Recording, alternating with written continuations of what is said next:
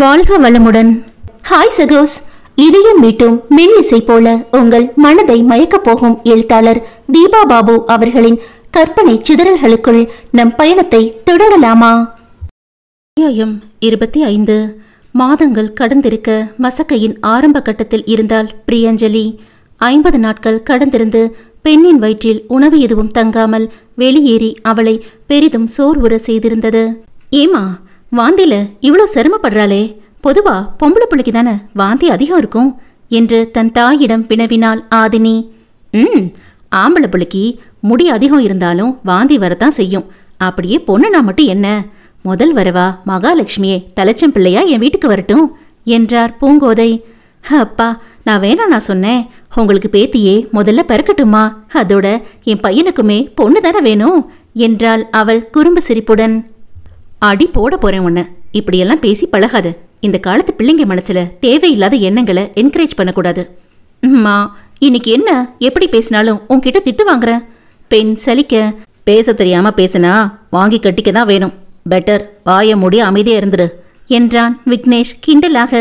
சற்று தள்ளி அயர்வாக அமர்ந்திருந்த மனைவியின் அருகில் இருந்து அவளின் கரத்தை ஆறுதலாக அழுத்தியபடி இருந்த நன்மாறன், மாமா, அக்கா வாய் அடைக்க எப்படியெல்லாம் சிச்சுவேஷனை யூஸ் பண்ணிக்கிறீங்க நீங்க என்று நக்கலாக சிரித்தான்.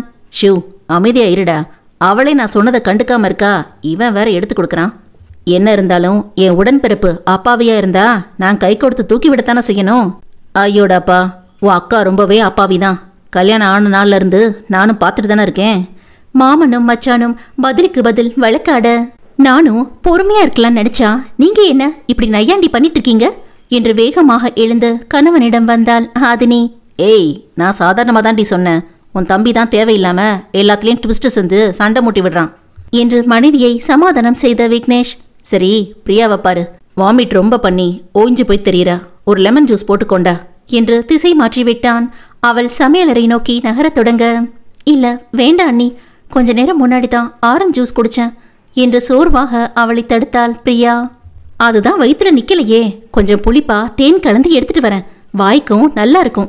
மகளின் பின்னே தானும் சென்ற கோதை, பாப்பா அப்படியே பிரியா அம்மா செஞ்சு எடுத்துட்டு வந்த புளிக்காய்ச்சல் கூட நிறைய இருக்கு. அவளுக்கு மதியத்துக்கு புளி சாதமோ தேங்காய் துவையலும் கொஞ்சம் தனியா எடுத்து செஞ்சிடலாம் என்று விரைந்தார். அத்தை, அப்படி அந்த புளி சாதத்தை எனக்கும் கொஞ்சம் சேர்த்து கிளறுங்க. விக்னேஷ் மாமியாருக்கு உரக்க குரல் கொடுக்க அவர் சம்மதம் சொன்ன நேரம் மாறன் கிண்டல் அடித்தான். வை மாம்ஸ், உங்களுக்கு மசக்கையா இருக்கா என்றான் அடக்கப்பட்ட சிரிப்புடன். பாத்தீங்களா மாப்ள, நான் சொன்னப்ப நீங்க நம்பல. இப்ப எல்லாம் இப்படித்தான். பழைய மாறனா நக்கலா பேசிட்டு சுத்துறான் இவன் என்று தன் மருமகனிடம் புகார் வாசித்தார் இளஞ்செழியன். ஒன்னும் செய்ய முடியாது மாமா, கொஞ்சம் சுதாரிப்பா இருந்து இவனுக்கு அடங்காத பொண்ணா பார்த்து நம்ம கட்டி வச்சிருக்கணும். நீங்க தான் தேடி பிடிச்சு ஒரு அப்பாவி புள்ளைய, அதுவும் அவனோட ஓல்டு ஸ்டூடெண்ட்டையே கல்யாணம் செஞ்சு வச்சிட்டீங்க. இவனுக்கு ரொம்ப வசதியா போய் துள்ளிட்டு திரியிறான். இனி அவன் வாரிசு வந்து அடக்குனாதான் உண்டு. ஆமா மாப்ள, விவரம் இல்லாம வேலை பண்ணிட்டேன்னா என்று சோகமாக தலையசைத்து கொண்டார் மாமனார். ஹலோ ஹலோ, என்ன என் பொண்டாட்டிக்கு என் மேல கோபம் இருந்து என்னை வெறுக்கிறவளா இருந்தா தான் நீங்க சொல்ற மாதிரி சொல் பேச்சு கேட்காத புள்ள, அடங்காத புள்ளையெல்லாம் வரும்.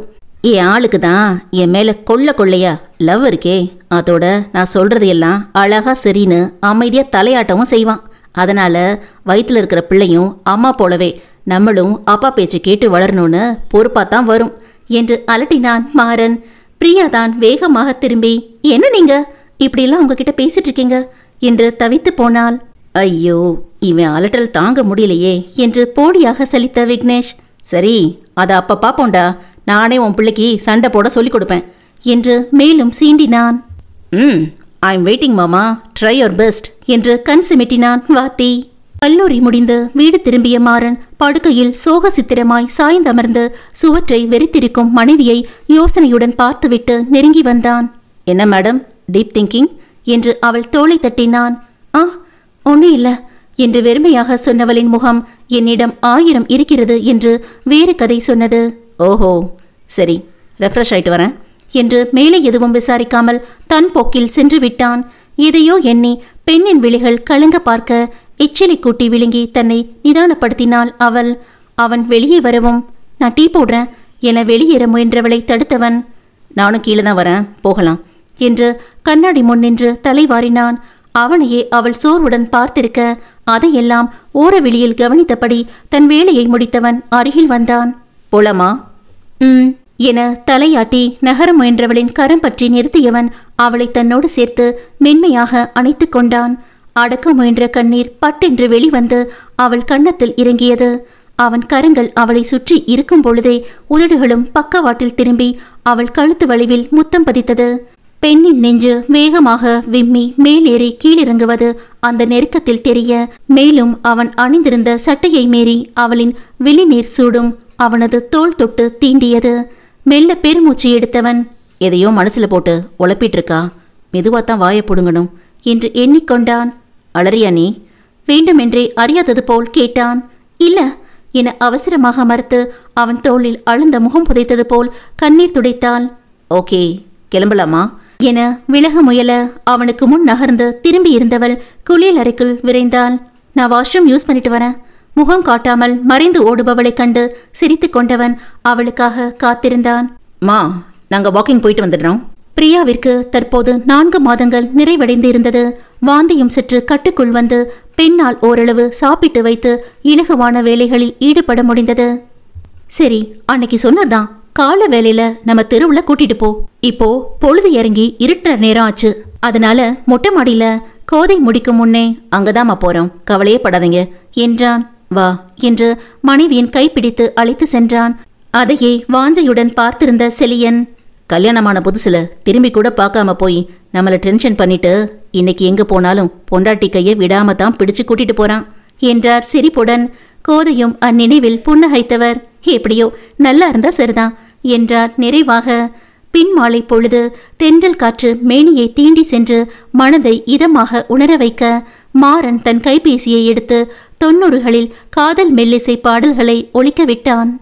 மனைவியின் விருப்பமானது அவளை சற்று முன் தன் அழுத்தங்களில் இருந்து வெளிக்கொணரட்டும் என்று அந்த வேலையை செய்திருந்தவன் அவள் முகம் பார்க்க அங்கேயும் இவன் எதிர்பார்த்த அமைதி தெரிந்தது. அரை மணி நேரம் நகர்ந்திருக்க, கால் வலிக்குதா என்று அவளிடம் விசாரித்தான். சோர்வாகத்தான் இருந்தது. ஆனால் அதைவிட கணவனுடன் இப்படி இருக்கிற தனிமையும் பிடித்திருக்க விட்டுவிட மனமில்லை பெண்ணிற்கு. அது அப்படி இல்ல, நடக்கலாம். அவளையே கவனித்திருந்தவன் நொடி நேரம் என்றாலும் முகத்தில் வந்து போன மாற்றங்களை வைத்து மனதை படித்து விட்டவன் அவளுக்கு ஏற்றது போலவே பேசினான். இல்ல, ரொம்ப ஸ்ட்ரெயின் பண்ணிக்க வேண்டாம், கொஞ்சம் காத்தாட உட்கார்ந்து வேணா இருக்கலாம், நான் போய் பாய் எடுத்துட்டு வரேன் என்று கீழே இறங்கி சென்றான். அவள் மௌனமாக கைகளை குறுக்கே கட்டி வான்வெளியை பார்க்க அடுத்த நிமிடம் மேலே வந்தவனின் கைகளில் பாயோடு 2 தலையணைகளும் இருந்தது. இது என்ன புதுசா? பில்லோ எல்லாம் எதுக்கு? எனக்கு ஒரே மாதிரி இருக்க முடியுமா? புதுசா ட்ரை பண்ணாதானே நல்லா இருக்கும். என்ன சொல்றீங்க? வெயிட் அண்ட் சி என்றவன் கட்டை சுவர் ஓரமாக பாய் விரித்து இருவரும் சாய்ந்தமர வசதியாக தலையணைகளையும் அதில் போட்டு வைத்தான். வா, இப்படி உட்காரு என்று இழுத்து தன் பக்கத்தில் அமர வைத்து அவள் தோளை சுற்றி கரம் போட்டு தன் மீது சாய்த்து கொண்டான். பெண்ணின் முகம் மலர்ந்து போனது. இமைகளை உயர்த்தி அவனை ஆசையாக பார்த்தாள். என்ன பார்வ என்று அவள் மூக்கை பிடித்து ஆட்டியவன் அவளை முத்தமிட குனிந்தான். அச்சோ, என்ன பண்றீங்க? சுத்தியும் வீடு இருக்கு என்று பதற்றமாக பார்வையை சுழற்றினாள். ஏண்டி, நாம என்ன கள்ள காதலா பண்றோம்? இவ்வளோ பதற? அதுக்குன்னு என முணங்கி அவன் கரத்தினுள் தன் கரம் நுழைத்து பக்கவாட்டில் தலை சாய்த்தாள். பிடிச்சிருக்கா? கண்கள் மின்ன ரொம்ப என்று அவனை பார்த்து பளிரென புன்னகைத்தாள். அவளின் கன்னத்தை வருடியபடி முகத்தையே இமைக்காமல் பார்த்திருந்தவன், என்ன பிரச்சனை உனக்கு என மென்மையாக விசாரித்தான். பெண்ணின் முகம் அப்படியே சோர்ந்துவிட, எனக்கு என்ன பிரச்சனை? ஒன்னும் என்றவளை முடிக்க விடாமல், அஞ்சலி என அழுத்தமாக அழைத்தான். அவள் தயக்கத்துடன் இமைகளை தாழ்த்த, உன்கிட்ட அமைதி இல்லைன்னு வீட்டுக்கு வந்த உடனே நான் கண்டுபிடிச்சிட்டேன். சும்மா மறைக்க நினைக்காம மழுப்பாம விஷயத்த சொல்லு என்று கட்டளையிட்டான். தன்னுள் இருக்கும் கலவரத்தை சொல்ல துணிவு வராமல் அவள் மௌனம் காக்க, என்ன டென்ஷன் பண்ணாத அஞ்சலி, எப்போ ஒரே மாதிரி பொறுமையா இருக்க மாட்டேன் என்று முறைக்கவும் அவள் கண்களில் நீர் கோர்த்தது. ரூம்ல நீ அழலேன்னு சொன்னா எனக்கு தெரியாதா? உன் நெஞ்சு விம்மலுக்கு ஏறி இறங்குது, கண்ணீர் என் சட்டையை நினைக்குது. சரி, கொஞ்சம் விட்டு பிடிக்கலாம் நினைச்சு ரிலாக்ஸ் ஆக விட்டு கேட்டா வாயை திறக்க மாட்டேங்கிற. அவள் கீழுதட்டை கடித்து அழுகையை அடக்க, வீட்டுக்குள்ள இருந்திருந்தா வர்ற கோபத்துக்கு நானே கடிச்சு விட்டிருப்பேன் என்று வெடிக்கென்று சொல்பவனின் வார்த்தைகளில் புரியாமல் விழித்து பின் அழுப்போடு தன் இதழை விடுவித்தாள். சொல்லு. மாட்டிக்கொண்டோம். இதற்கு மேல் வாத்தி நம்மை விடாது. அவனோ அடுத்து அவள் காதை பற்றி முறிக்க, என்ன பண்றீங்க என்று சினுங்கி அவன் கருத்தை விளக்கியவளிடம் புன்னகைதான் மீண்டிருந்தது. சரி சொல்லு என்று அவளின் இடையை சுற்றி கரங்களை வளைத்து தன்னோடு நெருக்கிக் கொண்டான். பெருமூச்சோடு நிமிர்ந்தவள், எனக்கு பயமா இருக்கு என கவலையுடன் மொழிந்தாள். உன்கிட்ட அது இல்லைனா தான் யாருடா அந்த பொண்ணுன்னு எங்களுக்கு எல்லாம் சந்தேகம் வரணும்.